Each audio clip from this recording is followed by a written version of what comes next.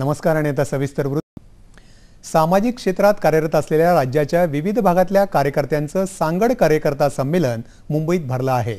या संमेलनात आज सरकारचं धोरण शेतकऱ्यांचं मरण याविषयी जालना जिल्ह्यातल्या लक्ष्मण वडले यांनी आपले विचार व्यक्त केले।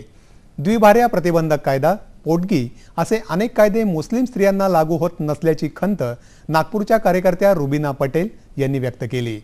भ्रष्टाचार ही आपल्या देशाला लागलेली कीड दूर करण्यासाठी अनिल बोकील यांनी काही क्रांतिकारक उपाय सुचवले।